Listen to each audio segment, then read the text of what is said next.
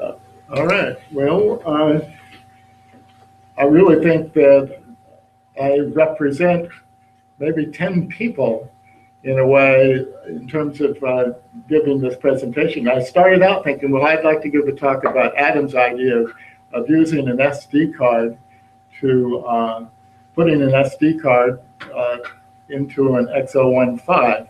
Turns out that the SD cards have declined in price to the point that you can buy a 64 gigabyte SD card for $19. And then the question is, what can you put in 64 gigabytes? Well, Rachel, at this point, their offering to the world is only 64 gigabytes. And we have played around with 128 gigabytes and tried to look to see what we could put into to 128 gigabytes. How did we get into this? Well, I'll give you the most recent thing first, and then kind of give some of the history of how we got into trying to populate SD cards. Adam came across about 1,000 X015s and X01s that are in his bedroom right now. And he's always a dreamer. He's always trying to engage people. And he has this dream that there are quite a few Peace Corps folks, he calls them, who would love to have a school server and take it in their boutique deployment when they go off to the Peace Corps. And he has this dream that he could engage those people with Twitter and with some sort of what is this thing where people? Crowdfunding. I'm sorry? Crowdfunding. Crowdfunding thing, yes. So he has this dream that by the end of this year, you know, during Christmas frenzy when everybody's buying things, they will engage him and buy these X015s as school servers. And so how has it happened that we could make school servers in the short term around this kind of a crazy idea?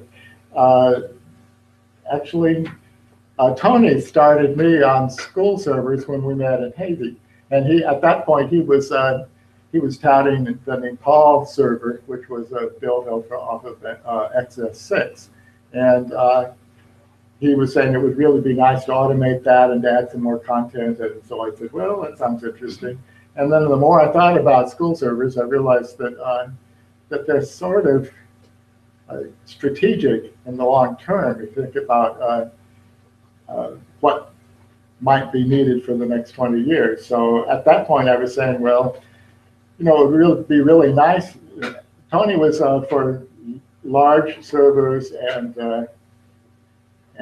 large disks. And at that point, I was saying, well, wouldn't it be nice just if we could run the school server on a x86, or at that point, ARM was just coming on. So wouldn't it be nice to run it on ARM? So I started playing around with trying to put the school server on ARM. And at that point, somebody from Australia said, we're going to buy a lot of X04s, and we like the idea of putting the school server on their X04s. So they got involved and wrote some strategic papers, and then gradually, Adam is the people person, is the remnant of the OLPC. And I guess I'd have to say that from my experience, OLPC is more alive today than it was 3 or 4 years ago when the actual organization existed. So Adam started accumulating other techies. And first it was Jerry Bono, who was actually working for Australia.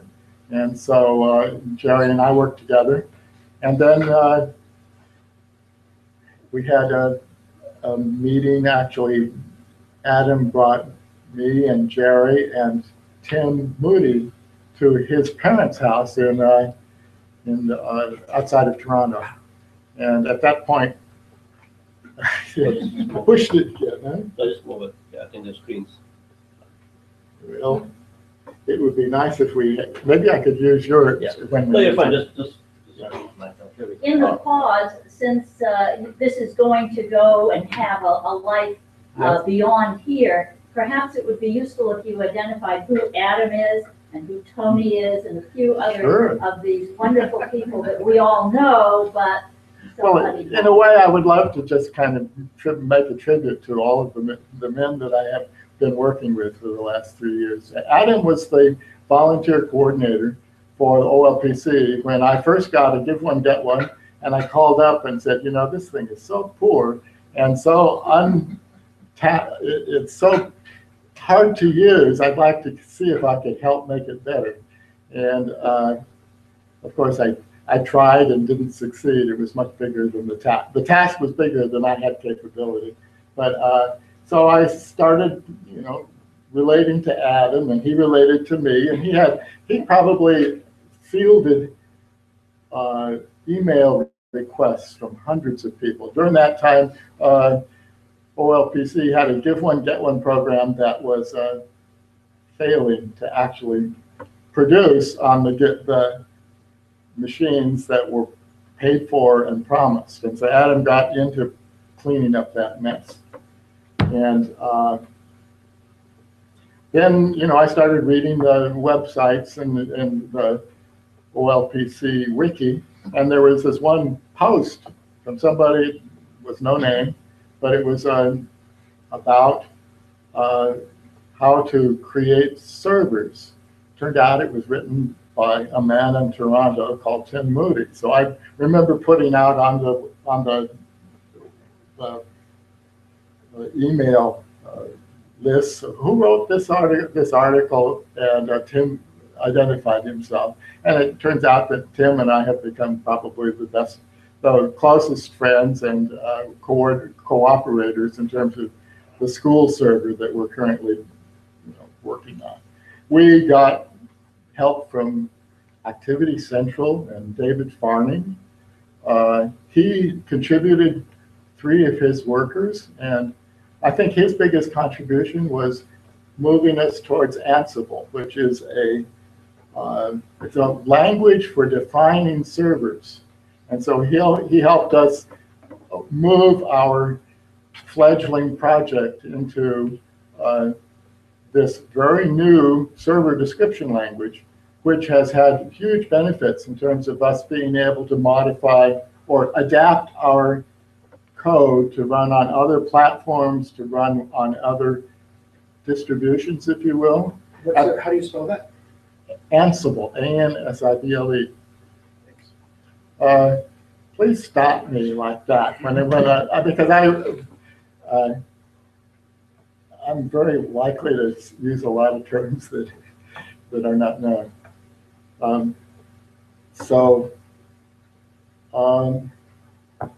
Ansible has become the platform or the language that we write in, and it has permitted us to, when CentOS 7 came out, and CentOS 7 became very similar to Fedora 18, and there's a lot of people, Adam included, feels that the security update problem and the lack of support for Fedora over a period of longer than 2 years is a real susceptibility, whereas the CentOS has a lifespan of 7 years, something like that. So it turns out that when Adam went to a Fedora conference, he asked the people that are responsible for CentOS, you know, what is your update policy? How do you decide which bugs need to be fixed? Turned out that CentOS isn't really, they don't mind the store all that well either. But, you know, this whole story of school servers, and we're all just kind of doing the best we can. And I would say that the school server, XSCE, is very much a work in progress. We try to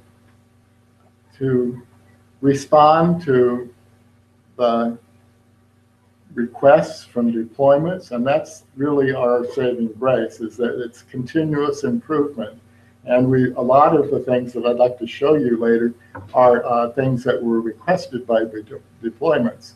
And I think if, you know, there was a time when the school server was released every 2 years, and it was about 3 or 4 years outdated. Now, at this point, we have a release cycle that's on the order of half a year, and we now run on CentOS. We run on the most recent Fedora 20. Fedora 2023 is out, but we run on 22 and have been running on 22 for quite a while. We also were able to adapt our stuff to run on the Raspberry Pi and the Raspberry Pi 2. So I've introduced Tim and I've introduced Adam. Jerry Bonneau lives in Winnipeg and supported the Australian deployment for a while. He recently has been out of work and stopped working with XFCE for a while, but now he's back.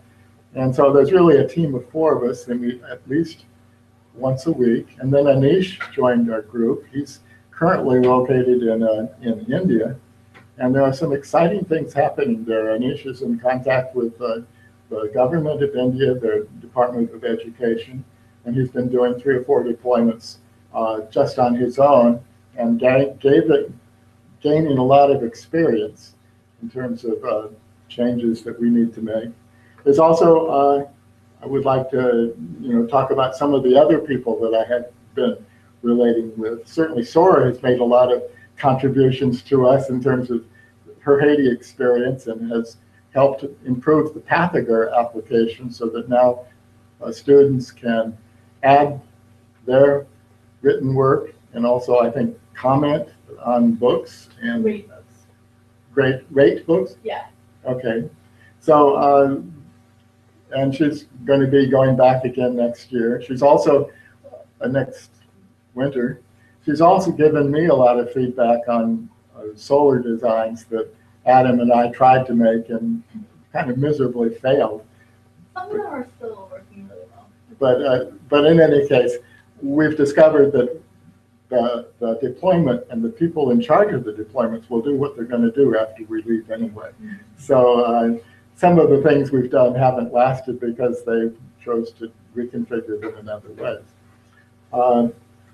There's also some new things happening. Nathan Riddle is retired. I think he's in Michigan, but he has taken over or has kind of gotten the storefront of I Love My XO, and he's invested something like $10,000 of his own money getting power plugs and keyboards, and he has he wanted me to announce that the parts are now available through I Love My XO for different things, like $9 for a green brick charger, $20 for a white charger, $40 for an LCD screen,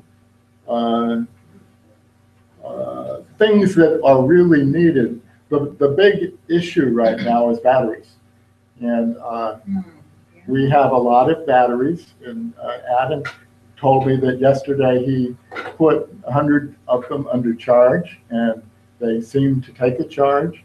Now they're not new, but when you have 1,000 XOs in your bedroom, you have a lot of opportunity to check out the batteries and see if they might be better than the ones that are completely dead. So Adam and Nathan Riddle and I Love My XO is a resource for keeping the XOs alive that are in the field and dying. So that was Adam asked me to make that plug. Then there's Christine Murakami, who has a service learning classroom in Columbus, Ohio. 30 girls in a computer class that have gone to St. John's and are now going to be going other places. They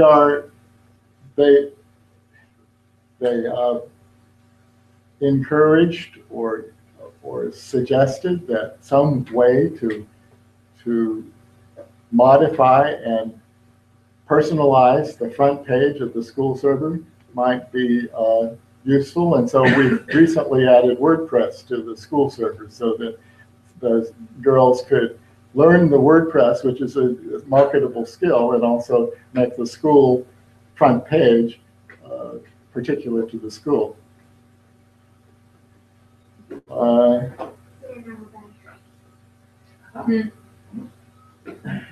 So then there's a Jerry Light in Philadelphia, who is a college professor in computer science, and she has become an ambassador for the school server and really plugging it as a resource for in her efforts, I believe, are in Ghana, in Rwanda. So, so this brings us to the SD card. The SD card is basically an opportunity to have a completely offline,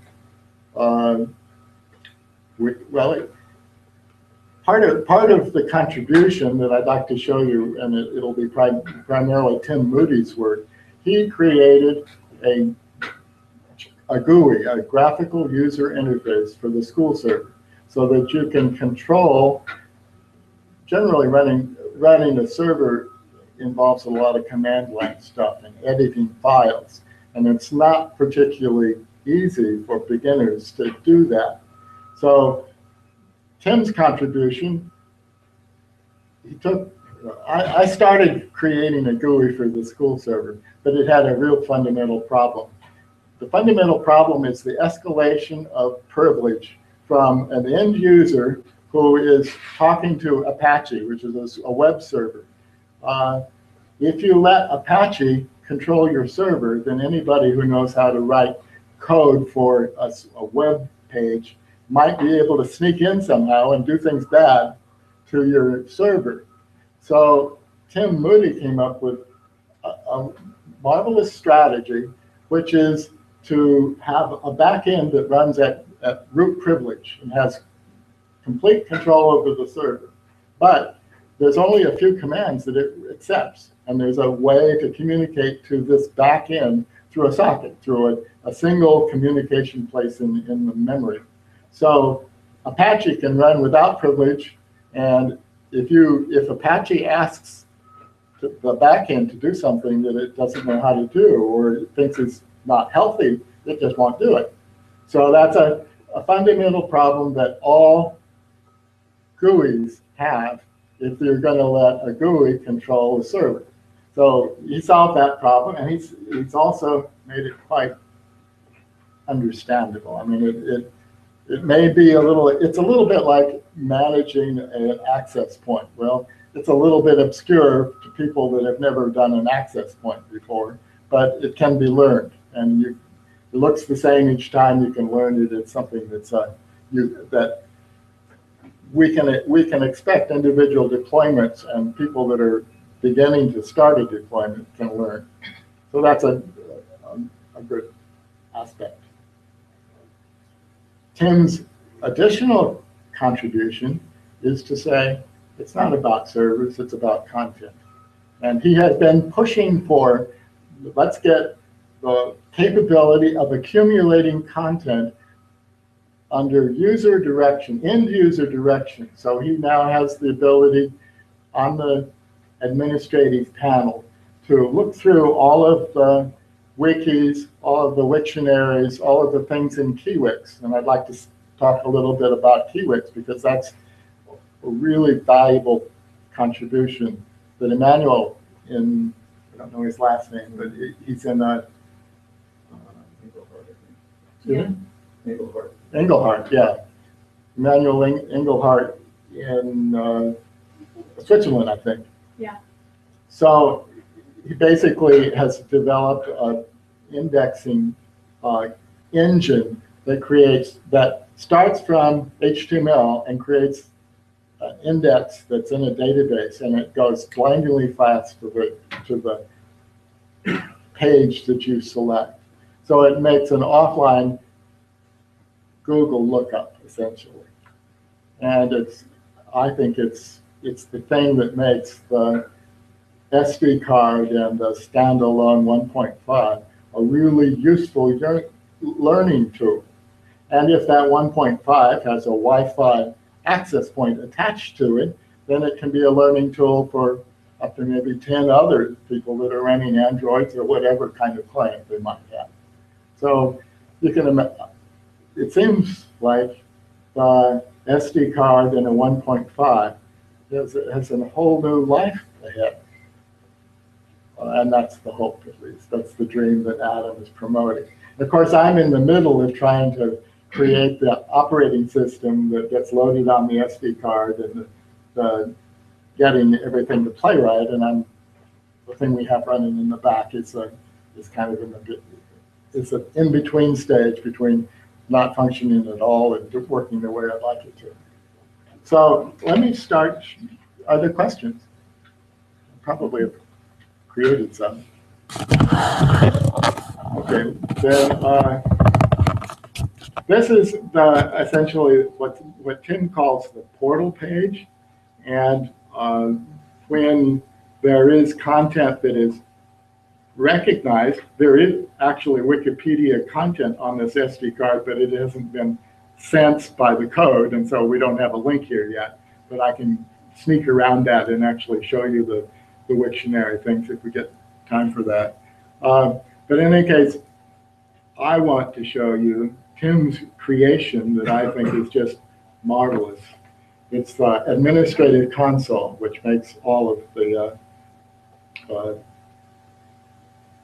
easy to configure stuff. So, of course, an administrative console that lets you do anything has to be protected by a password. So I'll put in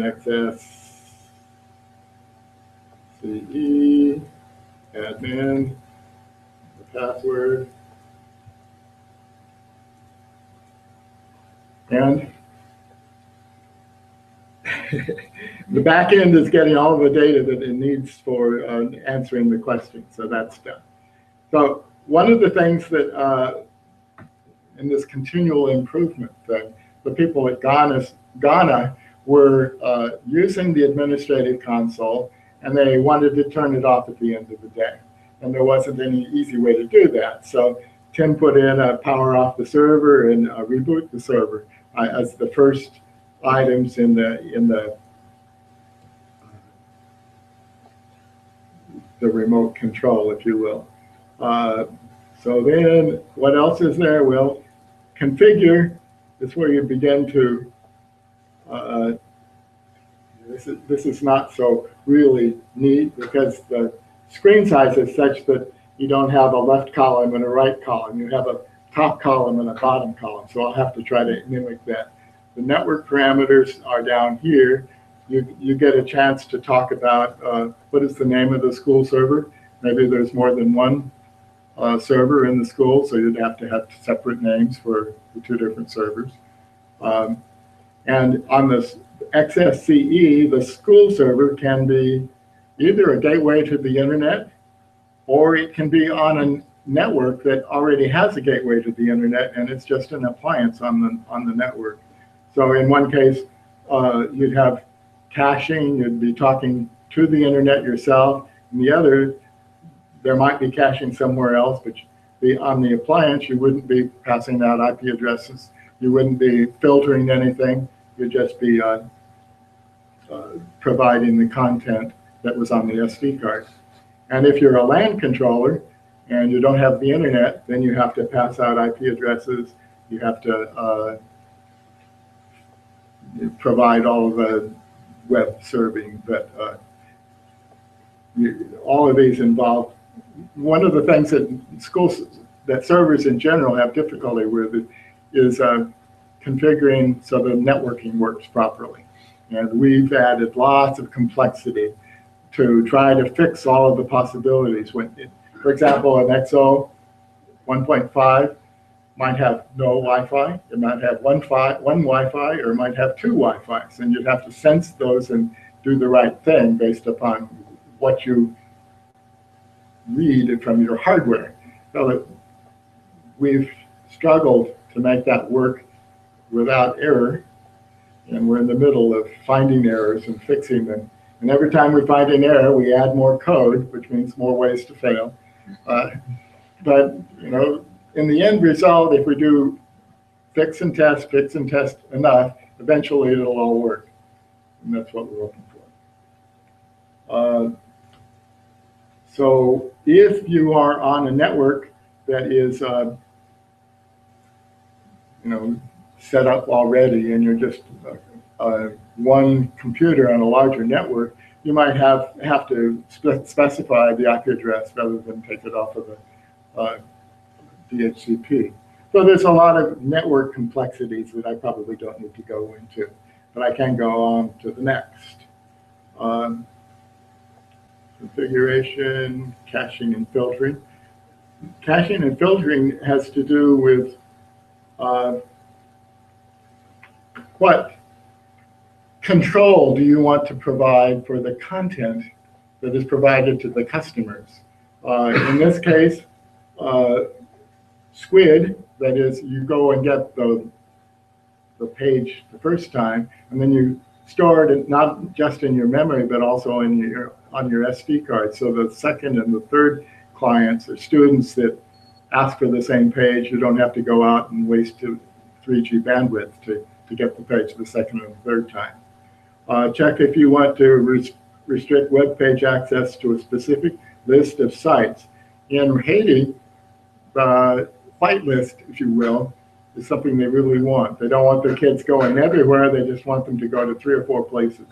So you can create a whitelist, and all the other sites won't be available to the students. Sometimes they don't want to have Facebook available. Facebook is a SSL target, so you can limit Facebook by just saying you don't want to permit SSL access. And then there is an application called Dan's Guardian, which by default tries to eliminate words and phrases that are sexual in content. And that's wanted almost everywhere in my experience. Do you have a blacklist ability on there right now? No. The Dan's Guardian does, but not good. And is there still the issue with when you set HTTPS, it's blocking HTTPS? Does that also block Google now? Mm-hmm. Mm-hmm. So that would be the disadvantage of activating block HTTPS and block Facebook, but Google also uses that same protocol. So this is one of those opportunities for us to respond to our customers and come up with a more complex but more nuanced solution to the problem. But then you have more ways to fail. Right. And then Google changes something next month, and Yes. your solution's out of date. Yeah. So I think I'll just skip the next one, internal Wi-Fi and access point. We have the ability to be an access point, and an SSID is what you advertise when you're, right now, if you wanted to use your own client, you could access or connect to XSCE, and you could follow along what I'm doing and see it in the layout that isn't constrained by the size of the screen. But I thought I would show you the services that are enabled, because it has, the first 3 here were what we inherited from OLPC. That is services for the XO laptops, registration, activity server, chat and collaboration, and Moodle. And so everything below that is services that we've added in the last 2 years.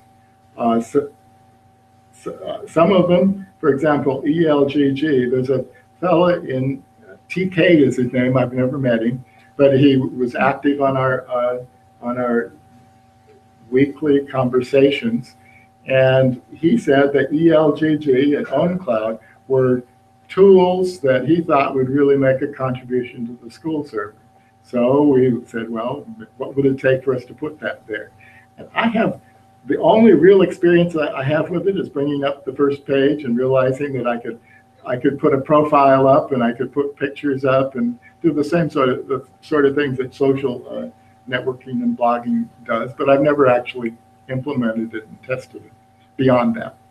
OwnCloud is basically a repository for pictures, for written material that uses a HTTP or a browser as a client.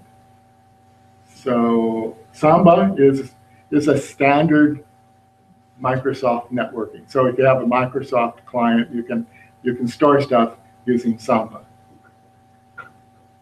So Kiwix is the thing I was describing. Mr. Engelhardt has been active in Wikipedia. I guess he's a branch, or he has disagreed a lot with Wikipedia. Wikipedia's main claim to fame is to let people update what's there. And Mr. Engelhardt feels that offline and direct access for many people in the world is important, and so he's focused on that. Khan Academy, well, I believe the Khan Academy, or the Khan system, is much improved by having exercises and badges and feedback to the teachers about how students proceed. And all of that is included in what's called ka-lite. And so we've included ka-lite in the school server. And there is a way to, as a teacher, to access the information about how your students are doing. So I see that as a real plus, as opposed to the just having the videos available. Internet in a box is this wonderful phrase that Braddock Gaskell coined when he was, I guess, out of work for a few years ago. And he started creating an access point that had about 600, 700 gigabytes of free and open source data. And he controls the name and he lets us use it. But he's actually got a job again and not as active. He forwards most of the emails interest in the Internet in a box to us. Rachel is just another collection of free and open source stuff, and I think the thing to notice there, if you've not noticed it, is their marketing. The Rachel newsletter and the information about all of the people that are using Rachel is just phenomenal. It makes it sound wonderful. And that's not bad, that's good. But its collection is relatively static. They do have an English Rachel, a French Rachel, and an English Rachel. So that's. They have Spanish. And I think they're working on Arabic if they haven't done it already. Yeah.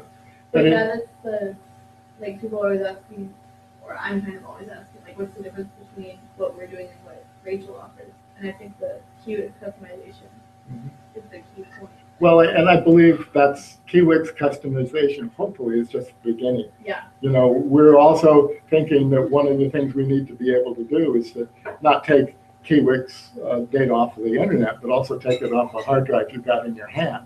And that all has to take coding. It doesn't happen for free. We're not there yet. But yeah, Rachel's an example of how this could better be promoted. They're pretty slick. They are. I just wonder, if you haven't seen Rachel, I think you should look at it. So here we have other things that I should pass over Pathagar. Pathagar is, I guess, Samir has been really promoting Pathagar, and when we first tried it, it didn't work very well. And then Sora paid Gonzalo to fix it up and make it work a little bit better, and I think it's working pretty good. I haven't actually played with it, but the reputation is that it's working now. Yeah, it's doing what we wanted it to do, which is all that anyone can ask for. But we were looking for just a book solution, so just books, not music or anything else. And we've got it working to where kids can browse books. We've got they can search by title, by author, by so we had stuff that we were messing around with subjects, but we didn't end up classifying the books in our library by subject. So it's possible if we're just not doing it. So subjects are like tags or. Yeah, exactly. But then you have to go through all your books and tag them, and some of us don't feel like doing that. But we have a rating system so students can rate the most popular books. And the really important part for us was students can upload their own books. So being able to share what you've got with the whole class was really important to us. And the idea they can share them as PDF or as HTML or. So Gonzala also, I'll talk about more of this tomorrow, but Gonzala also made an activity for writing books. So that exports into an EPUB format. That Just goes like on zip top of HTML. it. Basically, a standardized word. Yeah, HTML. and we updated the read activity that Okay. for this very specific use case. Yeah, great. Literacy, yeah. So we've been getting requests from deployments to gather information about how the XOs or the clients are being used. So we collect, or we can report how sugar activities are used. Monit is really a way to keep services running. I'm not going to talk about that. Munin is a way of collecting disk usage, CPU usage over time, over months, even over years, so you can see trends. VNstat is a way of looking, it's a text output summary of the network use. So if you want to see how much of your 3G, or let's say 10 gigabytes per month you've used, we've used the VNstat to get visibility and to throttle down the usage of students in the orphanage in Haiti so that they only use 300 megabytes per day so they didn't run out at the end of the month and that sort of thing. Managing 3G internet usage turns out to be a little bit non-trivial. People will forget that if they watch a video, there goes all your internet. Right.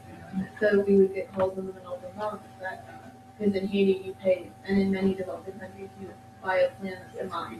So you get a set amount, and if you run out, you have to buy more. So we get calls 2 weeks in, hey, we're not going to have internet for the next 2 weeks. Can you buy more? Like, no, you guys need to make sure better. So now at least the internet outages only last for A day. You know, at 4 in the afternoon, it goes away. Yeah. That's great. So, And people police themselves because they start realizing, oh, the internet is a limited resource. so You have a special network plugin in the hardware that has like a 3G card in it, or how? We were using, Or dongle? we use the server as a gateway, so there's 2 network adapters. One is going to the router and the other is going to a upstream modem. So we have upstream and downstream. we have used USB modems that plug directly into the, That's what most African countries. yes. It's just difficult because sometimes like the software will change or they'll, like the whatever telecom, it will come out with a new dongle and it won't work and Yeah. so we've But they enjoyed tend to this be rather cheap, right? The dongles tend to be. depending. So the problem is writing or being there and figuring out how to make that new 3G modem work with your software. And that has taken me days. Yeah. It was amazing you worked it all. So AW stands for Advanced Web Stats. And this is a way for teachers and deployers to see which sites are being used and what time of the day they're being used. Just collects all kinds of data and reports it. This is a add-in, if you will. OpenVPN is a way that if a deployment wishes, they can contact their server from anywhere in the world. So if you open up an OpenVPN connection to, I pay for an Amazon instance, and that Amazon instance is always there. And then if you want to talk to your server in Ghana, then you just tell, or you cause the Ghana server to call up the Amazon instance and stay connected. And then whenever you want to talk to your machine, you talk to the Amazon instance, and the Amazon instance forwards your conversation. And so you can easily go through routers, you can go through any device that would tend to be a firewall, because you can always go from the inside out. And it takes advantage of that, so you can actually talk to your own machines. I never heard of that before. Poking holes in This firewalls. is an Amazon service. That's what Skype. No, you have to set it up on Amazon. Yeah, And I have you're paying for the space, basically. I pay for the instance, it's $100 a year, but I figure it's a useful thing for, the only problem is, But your people on the ground have to have an internet connection too. So Yeah. he pays for the Amazon space, Mhm. like $100 a year. But you could have your own server and run it and not pay the $100. oh, sure. So everybody, one person can buy it and know they're. You don't have to buy it, you can run it yourself. Well, we're all, for all of the people that It's just a install, way for him to connect to the- for all of the people that install OpenVPN, it's just checkbox on our thing. And then for the people that have checked the checkbox, it's really a party line. In other words, you can connect to any one of the other people that have enabled OpenVPN. So that means that you have to disable password. If you don't want to be cracked with password with dictionary cracks, you need to disable passwords and just use shared keys.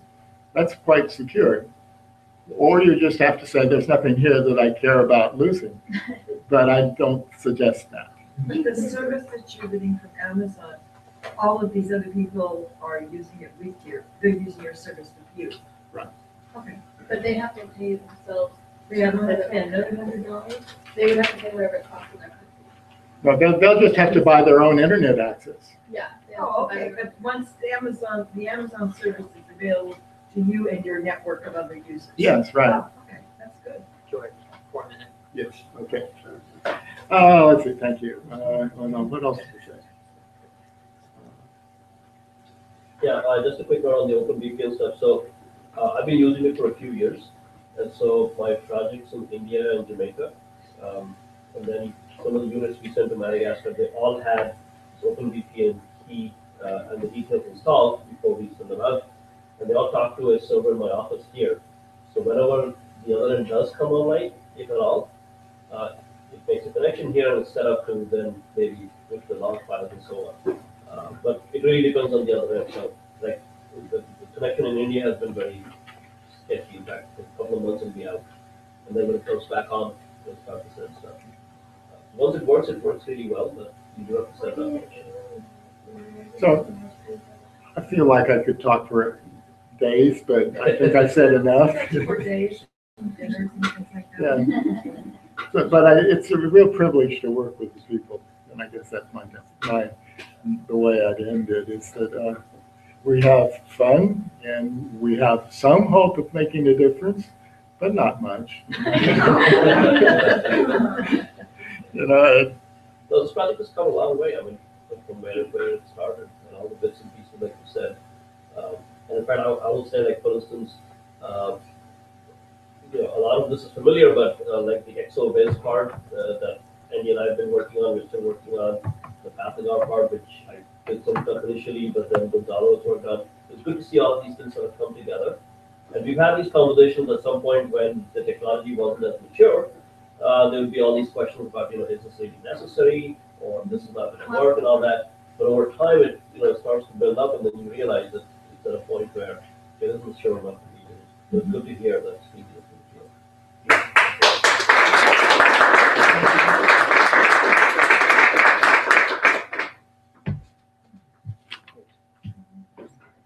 Let me